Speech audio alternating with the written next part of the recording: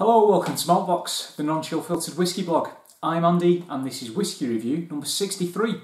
What I have for you today is a single malt Scotch whisky from the island of Islay, specifically from the Ardbeg distillery. Specifically, Ardbeg Kelpie. There you go. Oh, it's getting closer, it's getting closer. Ah, you can read that, can't you? There you go. Now, as you will have noticed, this is in a little sample bottle. It's got the Ardbeg logo on it, etc, etc, and that is because I've been provided with this sample to review it by Ardbeg and the marketing company that is attached to them. So we'll get this out of the way. Because I've been provided with this sample does not mean I will be giving it a favourable review based on the fact that I've been provided with the same. If it's rubbish, I will tell you it's rubbish. If it's good, I will tell you if it's good. There we go. It's not pay-to-play stuff here. Oh no, sir. Right. Ardbeg Kelpie. Oh, there we go. Let's get it all in there. Sorry, excuse me. There we are. Right. Ardbeg Kelpie is Ardbeg's latest release to celebrate, or this yearly release really, isn't it? Celebrates their Ardbeg Day, their latest Ardbeg Day release. This is not the committee release, which is released exclusively to Ardbeg committee members. This is the standard release at 46%. You might have seen that on the label when I showed you, but there you go, 46%. Now, Kelpie is quite an interesting whisky for a few reasons. Firstly, as I said, it's Ardbeg Day release. There you go. I'm about a month late. I mean, Ardbeg Day was the 3rd of June, I think, so I'm kind of a month outside of that, but you know, better late than never, eh? Kelpie is made of two different types of whisky from Ardbeg. Firstly, and quite interestingly, from whisky matured in oak casks made from oak trees on the Black Sea. I mean, obviously oak casks are going to be made from oak trees. They're not going to be made from, you know, money trees or apple trees. But you know what I mean. So it's made from, the cask's made from oak that comes from trees on the Black Sea. And these, according to Dr. Bill Lumsden, who is a whisky maker and magician at Glenmorangie and Ardbeg, states that this produces and gives the spirit extra depth, etc. These casks are virgin oak. Okay, so a few years ago, you know, distilleries started playing around with virgin oak a lot more, and Ardbeg are no different. So at the core of this whisky is virgin oak matured spirits. Alongside that, you have ex-bourbon matured spirit, akin to, say, the Ardbeg 10. Whether it is 10-year-old, I don't know, I can't tell you. It is a no-age statement release. You can try and ask Ardbeg how old it is, but realistically, are they going to tell you? Probably not. So, there it isn't. The glass, is it natural colour? To be honest with you, I don't know. I don't have the full tube, etc. All I have is this. I do know, however, that it is non-chill filtered. So it is non-chill filtered, but as to whether it's natural colour, I couldn't tell you. I would hope at that sort of colour that it would be, so I'm feeling generous. Let's give it the benefit of the doubt. So, there you go. Hopefully you can see those legs, tears, whatever you want to call them. Some nice, thick, slow legs on that glass. Now, let's go on to the nose.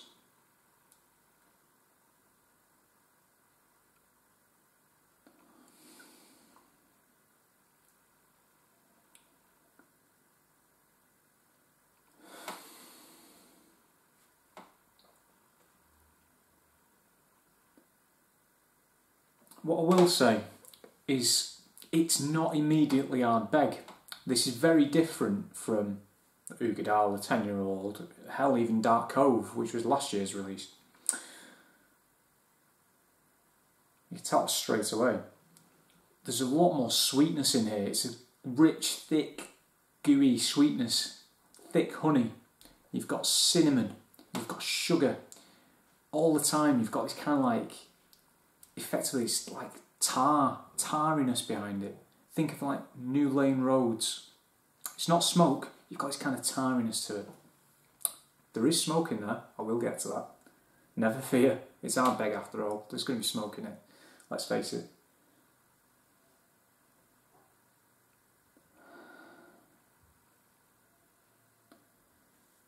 There's some of that iodine in there. Now we're getting closer to home. Now we're getting closer to the distillery. You've got seaweed, you've got sea spray, salty air, ozone.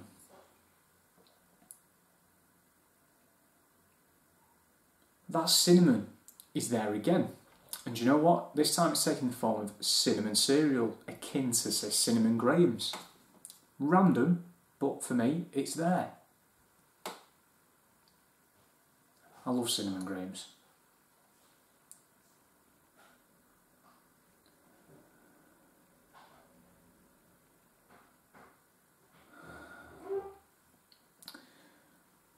As well as that honey and that generic kind of sweetness that I mentioned before, you've got demerara sugar. And alongside all of this, you've got smoke. Yes, there's smoke in there. As I say, it's Ardbeg, come on. But it's not really in your face. And I think in part, this could well be down to that virgin oak that I mentioned. It's not so much vegetal, damp, peat smoke. It's more of a dry, like garden fire kind of smoke. Like dry leaves, twigs, sticks.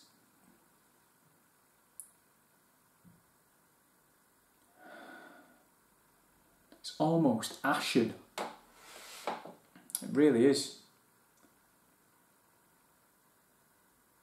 There's also kind of like smoked meat nose on there. Predominantly sort of like smoke cured ham or smoke cured bacon.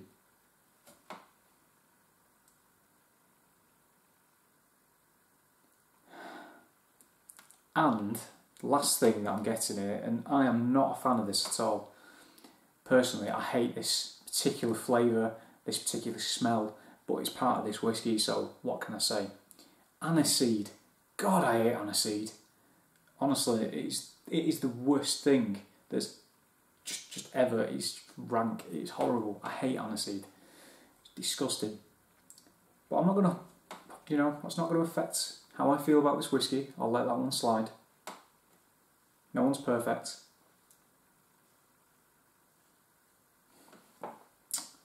Overall, very interesting. Now, before I move on to the palate, Kelpie. Yes, it's another no-age statement from Ardbeg. Okay. Yes, it's got another name. Yeah. Yes, that name inevitably comes with a story. Kelpie is a Scottish water spirit that is said to haunt the waters of Islay. It comes in the form of either a horse or a bull and pesters travellers along the beach. To be honest with you, all I can think of when I think of water and horses is the Guinness advert from the early 2000s, and I can't see out wrong with that. Getting chased by a water horse. It's Guinness, isn't it? Water bull, can it hurt you? I don't know. Let's have a discussion. Let's talk about this. Could like water animals hurt you? Could you fend them off perhaps with some form of, I don't know, fire, seaweed? Who knows? Who knows what is to hand? But there you go. That's what it's named after. So onto the palate.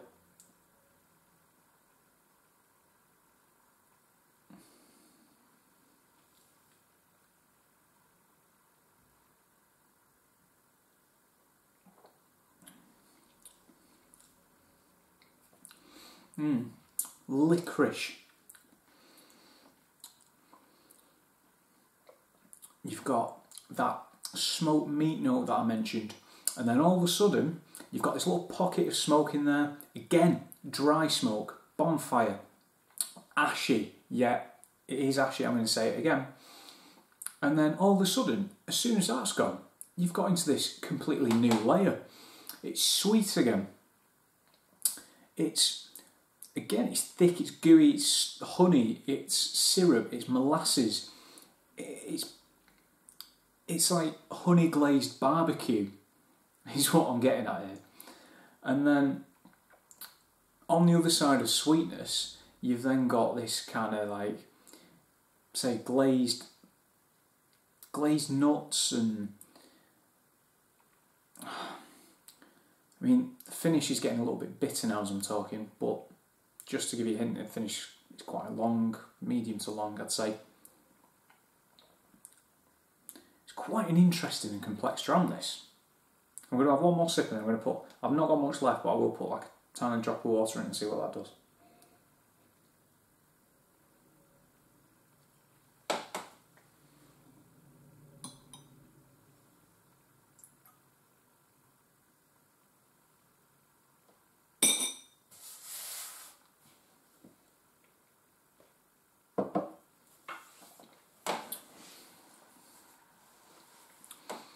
Licorice again. You've then got really nice sort of savoury. You know what I said about the barbecue?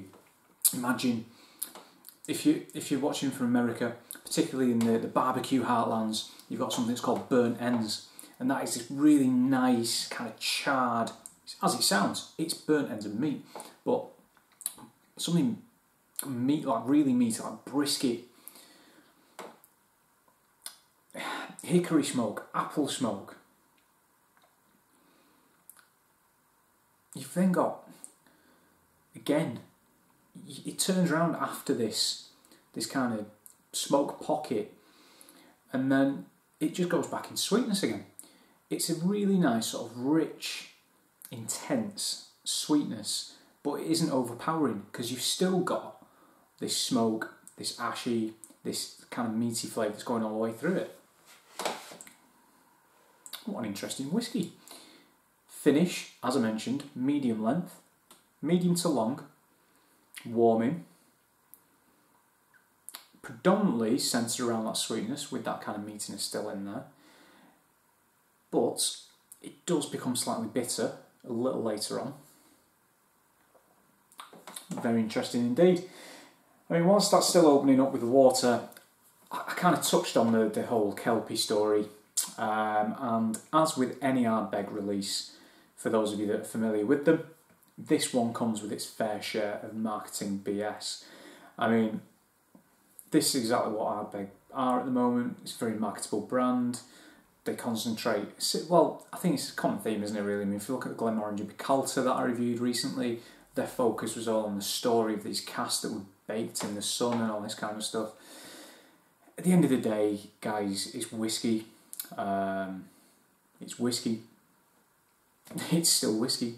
It's good whiskey. It could be bad whiskey, it could be good whiskey. It's still whiskey. I want to buy whiskey. I do not want to buy a story. I don't want to be sold a story. I want to be sold whiskey, if that makes sense.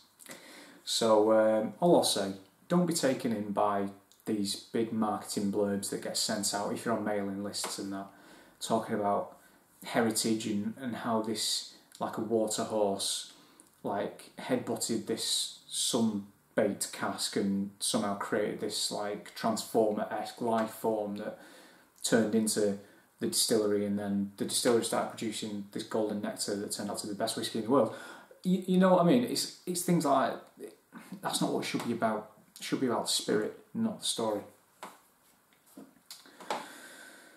Also, this whiskey is currently priced at a recommended retail price of £98 for a no-age statement whiskey.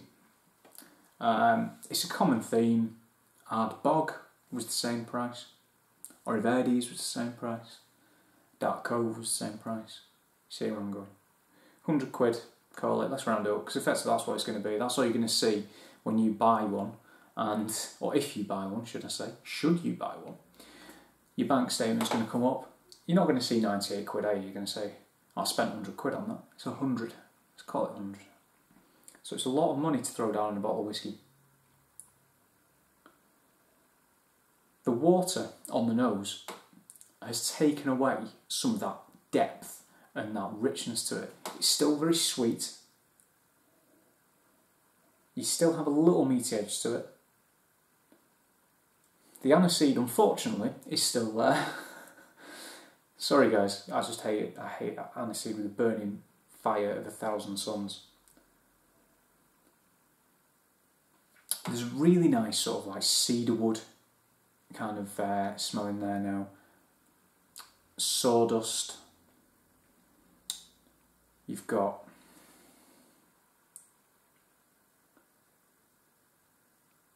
maybe a little ginger in there. And you've still got that kind of hot tar, you know, New Make Road kind of thing going on that I mentioned before I put the water in. Very interesting to see that's still there.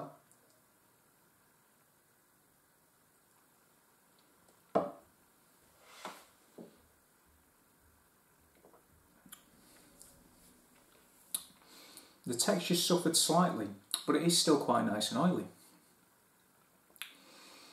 You've still got your smoked meat, you've still got your honey, you've still got your sweetness.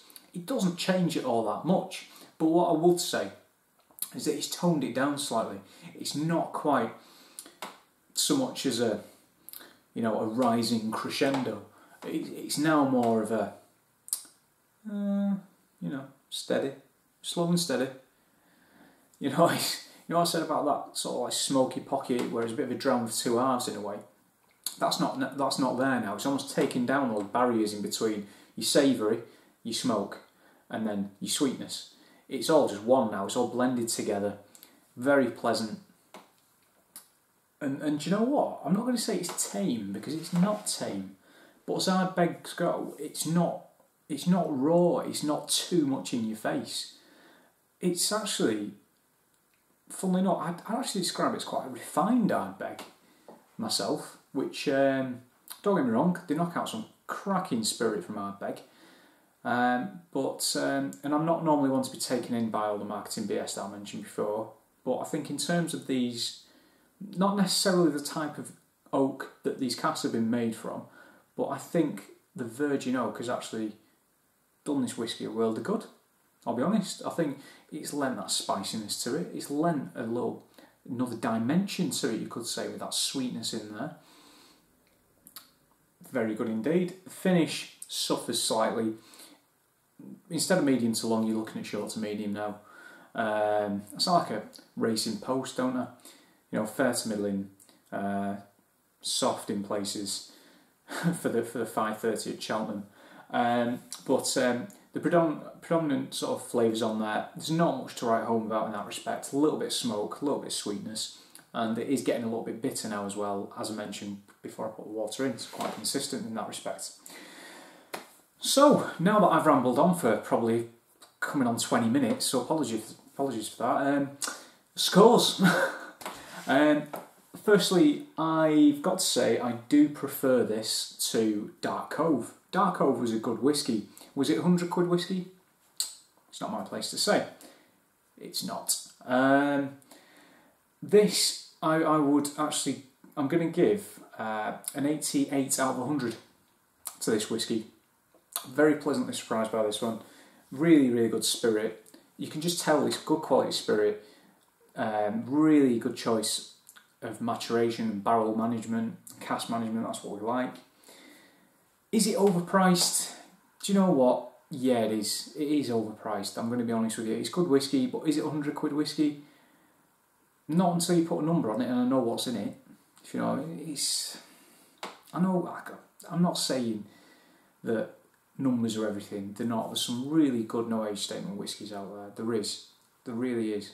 But when you're paying that much money, transparency for me is key, and you know, it's a shame, isn't it? You know, it's a £100 story with a whiskey attached to it, and I think the whiskey is very good, and that is the saving grace. So on that note, thanks for watching. See you soon.